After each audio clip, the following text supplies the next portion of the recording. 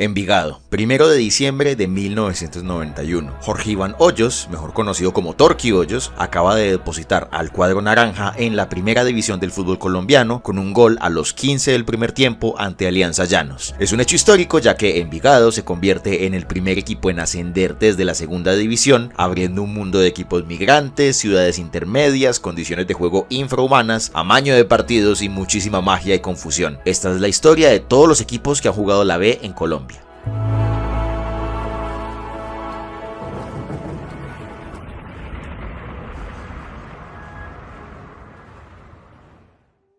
Solo tengo dos avisos parroquiales para esta saga de videos. La primera es que este video, que originalmente iba a durar no más de 20 minutos, terminó durando una hora más o menos. Por esto decidí dividirlo en dos partes, haciendo la división en el año 1992. Bueno, ¿y por qué en el 92? ¿Es acaso la inevitable influencia del glorioso Expreso Rojo que perdura hasta nuestros días? Alerta de spoiler, de hecho sí tiene bastante influencia, pero bueno, luego les explico. Realmente no, simplemente es un guión de 18 páginas y la página 9 me da justo entre el 92 y el 93, nada más que por eso. La segunda es que dependiendo de sus hábitos de consumo vayan por café o energizante para que puedan entender esta historia que es más enredada que dark. Si por el contrario te gusta lo mismo que le gustaba a Wilmer Medina, aclaro que de ninguna manera avalamos o probemos el consumo de estupefacientes. No consuman tomen yogur.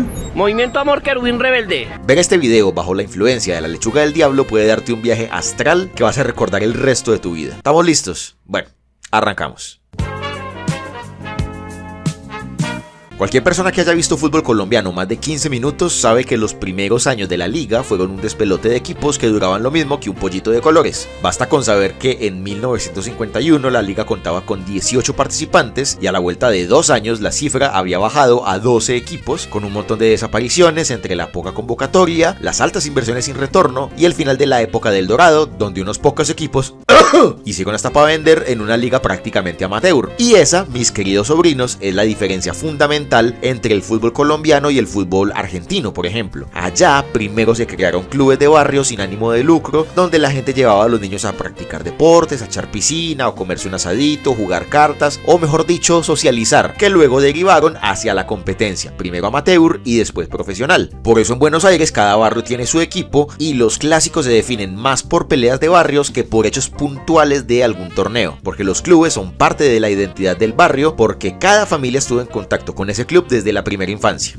En Colombia, en cambio, el concepto de club básicamente no existe y el fútbol siempre dependió de privados que financien los equipos o que gestionen plata con los gobiernos locales, que armen un equipo a la medida de sus posibilidades para representar no a un barrio, sino a una ciudad o región enteras, porque aparte tengamos en mente que Argentina es ridículamente centralista, todo pasa por Buenos Aires, mientras que Colombia es una especie de Yugoslavia del Caribe, un montón de regiones, cada una con su identidad muy marcada y que de hecho se llevan como el orto con las demás, que lo único que tienen en común son una bandera tricolor, un himno escrito por Rafael Núñez, una camiseta amarilla y un pasaporte vino tinto. Por esa razón es que, primero, no hay una reinversión o un financiamiento constante que los haga competitivos, porque hay que repartir dividendos entre la gente que puso plata, y segundo, que si los equipos que se arman en Colombia no rinden, entendiendo como rendir salir campeón, pelear títulos a fin de año, clasificar a copas internacionales o al menos vender jugadores, quedan completamente en bolas y no solo dejan de ser competitivos, sino que se enfrentan a desaparecer o tener que mudarse de ciudad o región para ver quién más los puede financiar. Lo que inicialmente fue una falla estructural del fútbol colombiano, para sorpresa de absolutamente nadie, se convirtió en una puerta abierta para que directivos zampones, y no vamos a nombrar a nadie para que no nos llegue una carta de la fiscalía o una amenaza, pero todos sabemos de qué equipos estamos hablando, rifen el prestigio de equipos históricos, haciendo negocios turbios, mudándolos de sede y saqueando lo mucho o poco que puedan generar gracias a la venta de jugadores o distribución de derechos de televisión. Esos mismos son los que tienen bloqueado al fútbol colombiano, ya que tienen los mismos derechos de voz y voto que los equipos que sí hacen las vainas al derecho, de forma que no permiten ningún cambio que sea para mejorar la competitividad, que de hecho les implicaría hacer un mínimo esfuerzo de trabajar honradamente. Pero bueno, eso es tema para otro video. Todo el contexto que les acabo de dar explica por qué no existieron divisiones en el FPC sino hasta 1991, porque lisa y llanamente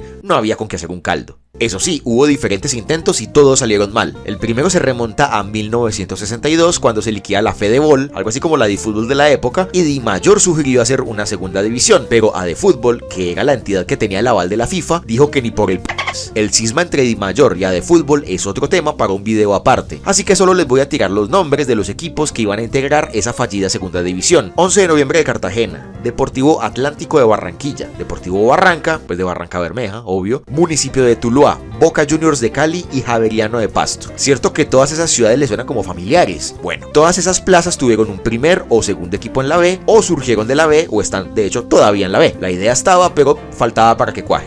4 años después se organizó un torneo especial donde se juntaron 8 equipos de ciudades donde no habían equipos de primera junto a la reserva de los equipos. Alerta de spoiler, esta idea la van a fusilar más adelante. Si bien el campeón fue la reserva de América y el segundo puesto fue de la reserva de Millonarios, ojito a los equipos que habían ahí. Deportivo Girardot, Deportivo Robledo de Cartago, Sulfácidos. Dato de color, este equipo eventualmente se convirtió en las inferiores de Nacional y de ahí salió un tal Francisco Maturana, Disrepuestos, Distriobras Palmira, Adenorte y la selección del Huila. De nuevo, la mayoría de ellos terminarían teniendo equipos profesionales que están o pasaron por la B. Ya en 1968 volvieron a intentar el torneo de segunda categoría con 8 equipos aficionados de ciudades sin ningún equipo en primera. Juvenil Buga, que fue el campeón, Deportivo Huila, que fue el segundo, Juventud Girardot, Deportivo Tuluá, Deportes Cartago, Atlético Barranca, Unión Sogamoso y Atlético Palmira. De nuevo, todas ciudades o regiones donde eventualmente habría fútbol profesional. Finalmente, lo más parecido a un torneo de promoción de juveniles fue el Torneo Nacional de Reservas, que tuvo solo 12 ediciones en un lapso de 39 años. Torneo que, aparte de no ser constante y casi que no le importaba a nadie, cambió 10.000 veces de nombre, ya que dependía exclusivamente de que algún privado metiera plata, como Colombiana, Totogol, que era algo así como el Prode o Ganagol de los 60s, o el Banco de los Trabajadores, que era un banco estatal que, dato de color, sirvió como empresa fachada para lavar activos de los Rodríguez Orejuela. Venga, ¿cómo así? ¿Empresarios del Red Bull en polvo financiando el fútbol colombiano?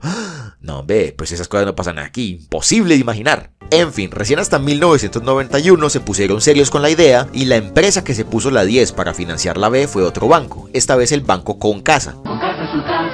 Y su corporación cafetera de ahorro y vivienda. Y es así como el 10 de abril de 1991 abrió fuegos oficialmente la segunda división del fútbol colombiano llamada Copa Concasa. Era un viejo reclamo de los entendidos de la materia y una cosa que causaba muchísimo asombro y extrañez a los extranjeros, ya que no entendían cómo era posible que la primera división de un país fuera un torneo en la práctica invitacional donde cualquier relevo de equipos era definido en asambleas y no por rendimiento deportivo como corresponde. Hasta 1991 todos los equipos que se ausentaron de algún campeonato de primera división, que a día de hoy por cierto son todos menos 3, Nacional, Millonarios y Santa Fe, fue porque quebraron, desaparecieron o le tuvieron que ceder la ficha a otro equipo. Y hablando de fichas, aquí arranca el ejercicio de rastrear las fichas de los equipos de ascenso, ya que casi todos han cambiado de sede, nombre, identidad y dueños infinidad de veces. Vamos a repasar primero a los 10 equipos de esa primera edición de 1991.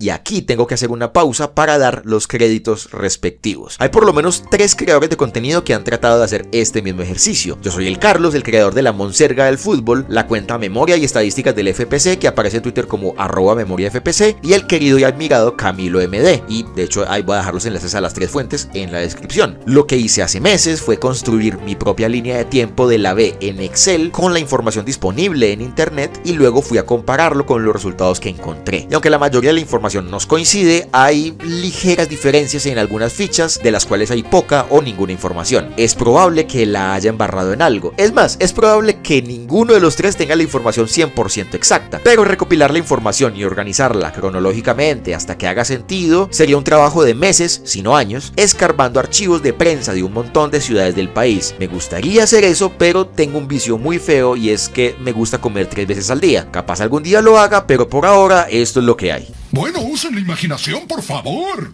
Vamos entonces con las fichas. Tenemos a Academia Bogotana, que es una escuela de fútbol tradicional de la capital y que hacía de local en el Campincito, que es la canchita que queda entre el Movistar Arena, el Campín y el Palacio del Colesterol. Y es literalmente lo único que sabemos de este equipo con certeza, porque el supuesto escudo que utilizaban era azul, según Wikipedia jugaban de blanco, verde y amarillo, pero en otro lado dicen que de azul, verde y blanco, y en la única foto que pude encontrar jugaban de amarillo y rojo como el Bogotá FC o como el Pereira. Aguantaron hasta 1995 2005 cuando desaparecen y se convierten en el Girardot Fútbol Club. En su primera temporada en el Coveñas de los Rolos fueron subcampeones de la categoría y parece que se habían establecido en Girardot, pero en 2008 la situación no daba para más y tenían dos ofertas sobre la mesa, Palmira y Yopal. Al final, en 2009 se convirtieron en Deportivo Palmira. Se habló de volver a Girardot, pero no se concretó y se convirtieron en 2010 en el Pacífico FC de Buenaventura. Estuvieron 2 años más en el puerto, pero en 2012 se convierte en el Sucre FC de Sincelejo, donde, alerta de spoiler, han intentado tener 1000 equipos y ninguno pelecha. Para sorpresa de nadie, Sucre FC desaparece ese mismo año y reaparece en 2013 muy cerquita de ahí, de hecho en Montería, para dar origen al actual Jaguares Fútbol Club. El City costeño estuvo 2 años en la B y se estrenó en primera por fin en 2015, donde permanecieron a trochas y a mochas hasta que descendieron el año pasado. Y de nuevo, para sorpresa de absolutamente nadie, ya se especula con un cambio de sede de Jaguares, a pesar de haber pasado más de una década en la ciudad y haber cultivado cierta hinchada.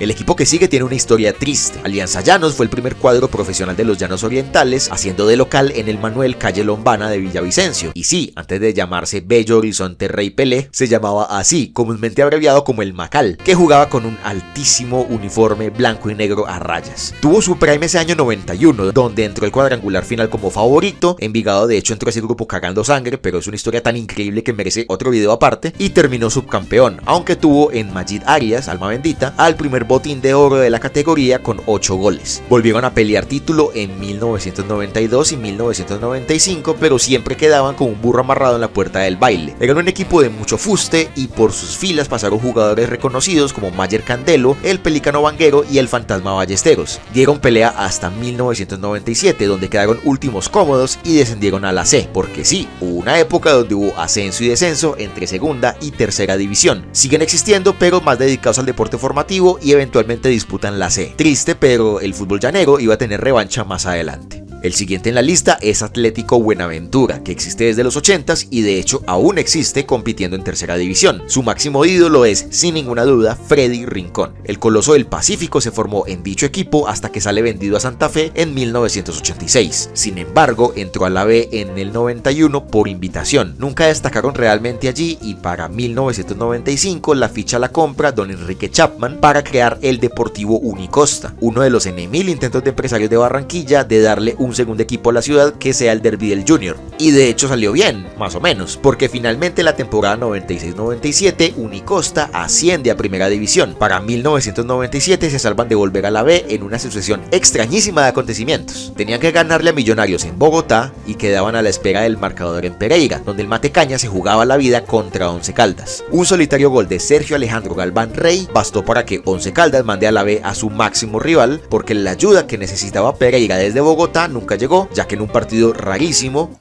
Guiño, guiño. Unicosta ganó 3-2 y compró un año más de vida. Y sería solo ese año de más, porque para finales del 98 estaba de nuevo empacando maletas para volver a segunda. Con la vuelta a la B también desapareció Unicosta, que le vendió la ficha al Club Deportivo Soledad, que solo la jugó en 1999 y 2000. Un puñadito de datos curiosos del Soledad. Jugaban de azul y verde como la bandera de la ciudad, fueron dirigidos por el querido y extrañado Raúl Navarro Paviato, y a pesar de llevar el nombre de Soledad, llegaron a ser de local en el Romelio Martínez de Barranquilla. Para 2001 el equipo vuelve a Barranquilla para convertirse en el Atlético Barranquilla. En 2002 desaparece definitivamente y no hubo ningún equipo con esa ficha ese año. Recién la ficha se vuelve a usar en 2003 cuando se funda el Johan FC. Y sí, te lo juro, Johan FC, con la doble N además, o sea, Johan... Dios mío. Y en 2005 finalmente el Johan FC se transforma en el Barranquilla FC de la actualidad, que más que clásico funge como cantera del Junior y dio origen a jugadores muy conocidos como Carlos Vaca,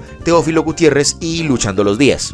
El siguiente miembro fundador fue Atlético Huila y acá no hay mucho que decir. Han cambiado de dueños y varias veces de sede debido al estado de la pila de escombros mal llamada Estadio Guillermo Plaza Salciet de Neiva, teniendo que hacer de local en Ibagué, Armenia o Girardot, pero mantienen su nombre y su identidad intactas. Acumulan 28 temporadas en la A y 9 en la B, siendo sus mejores campañas los subcampeonatos de primera en 2007-1 y 2009-2. Y de hecho comparte con Deportes Quindío un récord lamentable. Debido a la pandemia, la B en 2021 se jugó con 2 torneos cortos, con ascenso y descenso tras el final de cada torneo corto. Ambos equipos ascendieron el primer semestre, jugaron el segundo semestre en la A y en diciembre ya habían vuelto a descender. Troste. El siguiente de la lista es Cortuluá y tampoco hay mucho que decir. Mantuvieron su sede y su identidad intactas hasta 2022, cuando después de descender a la B nuevamente, el equipo cambia de sede a Jumbo. Y sí, el Cortuluá de Jumbo, y o sea, vos imaginate el Atlético de Madrid de Valladolid. Como simplemente no daba a tener el nombre de un pueblo jugando en otro, y porque además Corjumbo sonaba feísimo, en 2024 se rebrandean como Internacional FC, pasando a ser de locales en Palmira, que por enésima vez tiene fútbol profesional, algo así, en su tierra. Acumulan 17 temporadas en primera, 20 en segunda, nunca jugaron la C ni desaparecieron, y lo máximo que lograron fue ganar el Apertura 2001 para luego pechearla en el cuadrangular semifinal y robarle 5 palos verdes a Nacional por esta bolsa de mierda, y ojalá desaparezcan pronto. El siguiente en la lista es el Deportes Dinastía, y la verdad la única explicación que se me ocurre para el nombre es la novela gringa que fue muy popular acá, o sea que estamos a tiempo de crear el Deportes Los Reyes o el Atlético Pedro el Escamoso. En fin, el Dinastía de Río Sucio tuvo dos momentos importantes: el debut deportivo del gran Juan Carlos Henao y comerse la mayor goleada en la historia de la categoría, que fue un 10-0 ante el Huila en 1992. Después de ese año desaparecieron y no se supo más nada de ellos. Río Sucio, sin embargo, tuvo fútbol profesional al año siguiente, ya que Once Caldas tuvo que hacer de local allí mientras se construía el actual estadio Palo Grande de Manizales.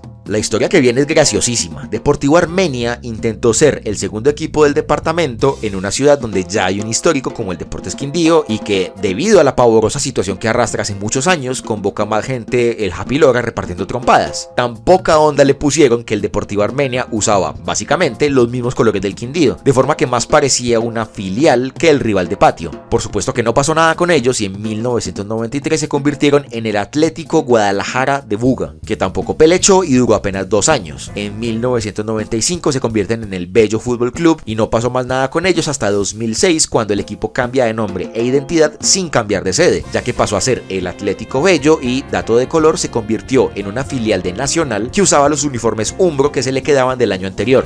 Esto duró hasta 2008, cuando se convirtieron en el Juventud Soacha y, para variar, duraron 2 años nada más. En 2010 se convirtieron en el Juventud Girardot y, también para variar, Girardot volvió a quedarse sin fútbol al año siguiente.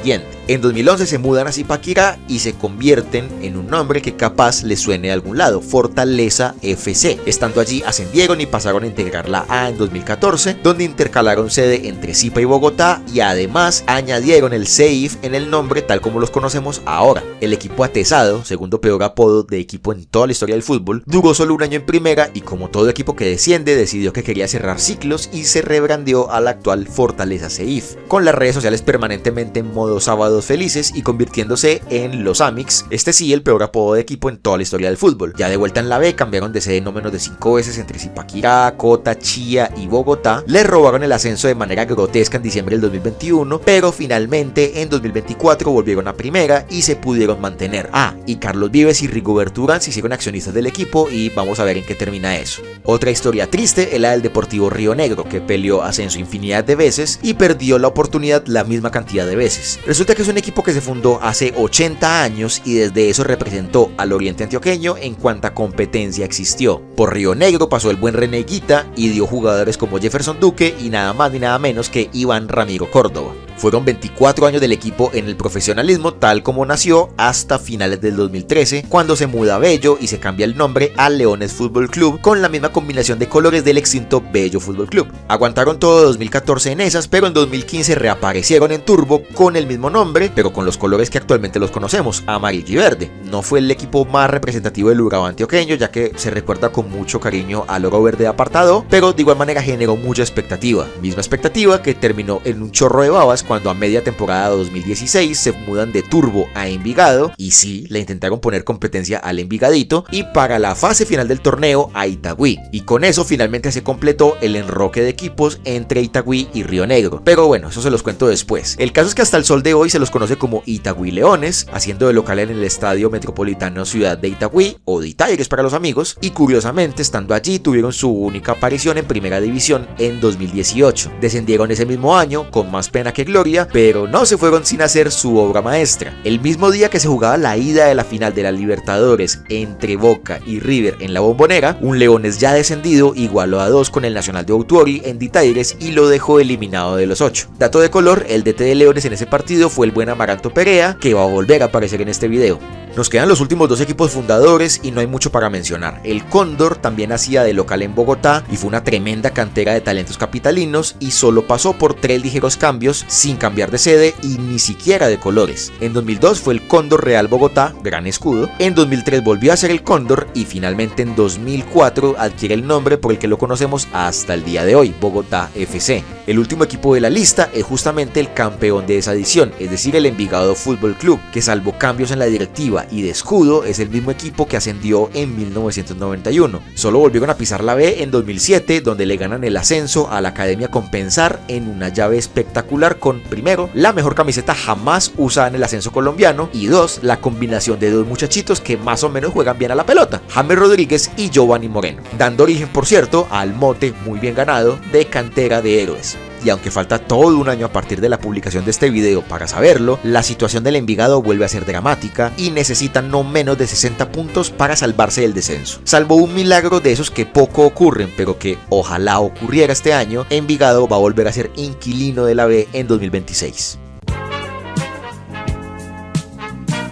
Como la cosa finalmente anduvo bien, Di Mayor amplió los cupos a 12, dando entrada a 3 equipos nuevos: Alianza Petrolera, Industrial Itagüí y Palmira Fútbol Club. Y de nuevo, parece que este video va para adelante y para atrás, pero ni el Itagüí ni el Palmira de acá tienen nada que ver con los que ya mencionamos hasta acá. Empecemos por el más fácil de todos. Alianza Petrolera fue el segundo equipo profesional de Barranca Bermeja, ya que en 1971 el equipo más antioqueño y más arriero y los putos verdes son de Bogotá y toda esa cuestión cambió de ciudad, de departamento y de identidad para convertirse en el Oro Negro. Suerte para ellos que en el 71 no había descenso, porque si no se iban de cabeza. En fin, Alianza jugó en el puerto de manera ininterrumpida hasta mediados del 2012, cuando se convierte en una nueva filial de Nacional y disputó algunos partidos de local, tanto en Guarne, que salvo uno que otro partido de Río Negro o de Nacional en su sede deportiva, pues nunca tuvo fútbol profesional, como en Envigado. A pesar de jugar la recta final del torneo por fuera de casa, logró el ascenso y en 2013 pasaron a ser equipo de primera división, dejando en el camino a un tal América de Cali. Por suerte, esa tremenda atrocidad de forzar a Petrolera a jugar cerca de su equipo mecenas no prosperó y de 2013 hasta 2023 el cuadro aurinegro jugó la primera división en el Daniel Villa Zapata, que a la postre fue agrandado y remodelado para la ocasión, aunque los tifos no les quedan todavía muy bien hechos. Y así llegamos al fatídico año 2024, donde, aduciendo falta de apoyo económico y político, Alianza empacó maletas y se fue a jugar en el Armando Maestre Pocoyo de Valledupar, convirtiéndose en el Alianza FC, consiguiendo un escudo genérico del PES y pasando de ser un equipo mayormente querido a un equipo mayormente odiado por el futbolero de a pie. La hinchada de Barranca quedó sin representación después de 34 años de aguantar las verdes y las maduras, y Valledupar volvía a tener fútbol profesional por primera vez en primera división, por cierto, después de la salida del antiguo Valledupar FC, pero de nuevo esperen que lleguemos ahí. En cuanto a Industrial Itagüí, solo conocemos su escudo, una vaga descripción del nombre y que jugaba en Itagüí, básicamente nada más. El Industrial jugó 92 y 93 en la cancha de Ditaires, que no era más que un peladero con construcciones alrededor, que recién se convertiría en el Estadio Metropolitano Ciudad de Itagüí en 1994. Los que no llegaron a estrenar el estadio fueron los del equipo, justamente, que desapareció a finales del 93 para refundarse como el Deportivo Antioquia, que usaba la misma camiseta de Nacional pero con ligeras modificaciones.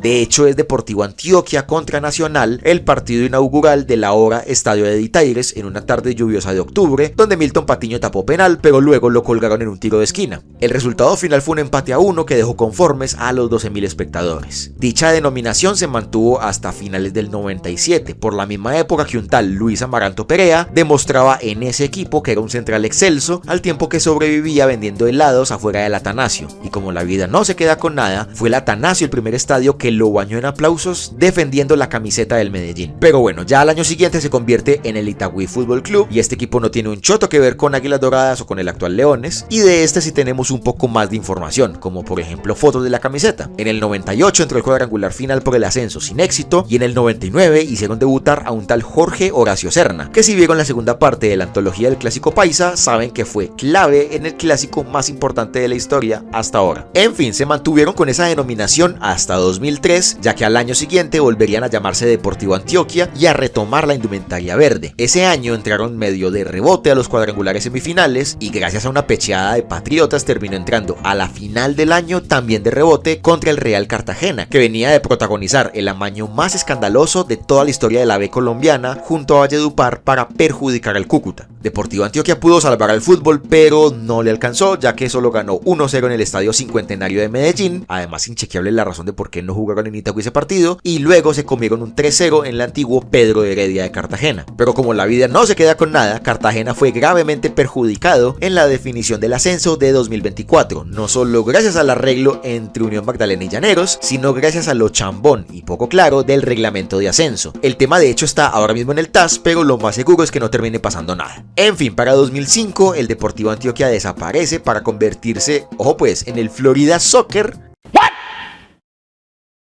que hacía de local en el estadio Carlos Alberto Bernal de La Ceja, Antioquia. Terminó 10º y obviamente solo duró un año. Al año siguiente finalmente venden la ficha al Córdoba FC, que hace de local en CRT. Este Proto Jaguares, que por cierto tenía altísimo escudo, solo duró 3 años y en 2009 cruzó de departamento debido a problemas económicos para convertirse en el Atlético de la Sabana de Sincelejo. Ese año les fue bien en la apertura, pero perdieron la clausura y por ende la posibilidad de ascender, y lo único para recordar es que Germán Mera era central en ese equipo y le hizo gol de cabeza a Nacional en Copa Colombia en una llave que terminó con un global de 7-2. Y sí, el mismo Germán Mera que jugando en el Pasto fracturó y casi acaba con la carrera de Juan Fernando Quintero, y no digo más nada para no cometer ningún delito.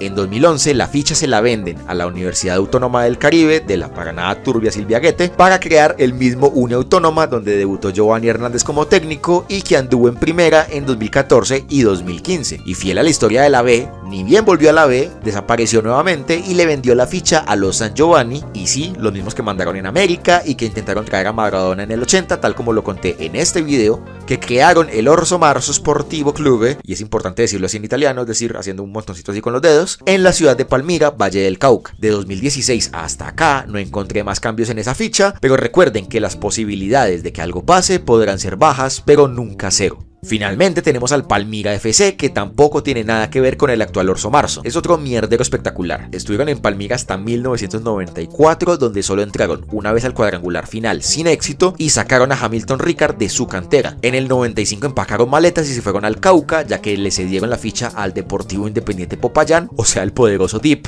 No puedo creer que le haya robado este chiste textualmente. Yo soy el Carlos, soy un delincuente. Aunque los registros son difusos, parece que siguieron en Popayán hasta la temporada 96-97, y ya en la temporada 97 Palmira FC vuelve a ceder la ficha, esta vez a un equipo amateur de Santander llamado Real Florida Blanca, que tampoco tiene nada que ver con el Real Santander de Florida Blanca. El primer año terminaron séptimos, pero el siguiente terminaron últimos y se fueron como marrano en patineta a la C. Ya para el 99 los dueños de la ficha decidieron que ya estuvo bueno de guachafita y reflotaron al Palmira FC en la B. Alerta de spoiler, no es la primera vez que un cambio de ficha salva un equipo de jugar en la C, con gran apoyo de la empresa de transporte Expreso Palmira, que termina dándole nombre al equipo en 2000 y 2001. Finalmente en 2002 desaparece sin que nadie juegue con esa ficha, misma ficha que en 2003 es vendida para convertirse en uno de los equipos más intrascendentes y no sé si odiables de la historia del FPC, Expreso Rojo. Hay muchas razones por las cuales este equipo es muy poco querible. La primera es que cambió de sede 10 ocasiones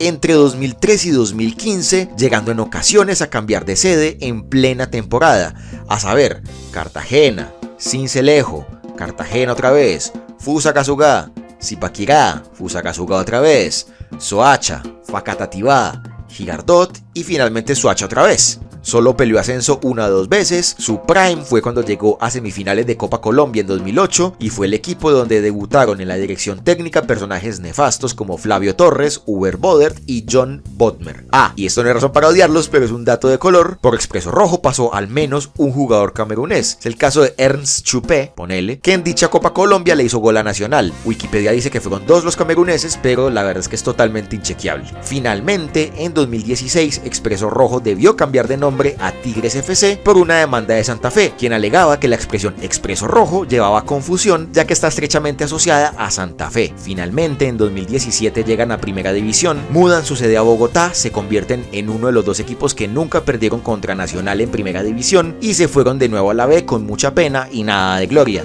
Bueno, y recientemente un directivo de ese equipo le dieron un poquito del elemento 82 de la tabla periódica y dicho acontecimiento dio pie a un montón de especulaciones sobre negocios turbios y cosas que podían pasar en el ascenso, pero para sorpresa de nadie, pues no pasó nada. ¿Ven lo que les digo? Si los equipos de la B fueran sabores de helado, Tigres es el vasito de agua donde meten la cuchara. Y esta es la parte donde ustedes le dan clic al cuadrito en la pantalla para ir a ver la segunda parte. No, dale mi rey, yo te espero, no hay afán, dale.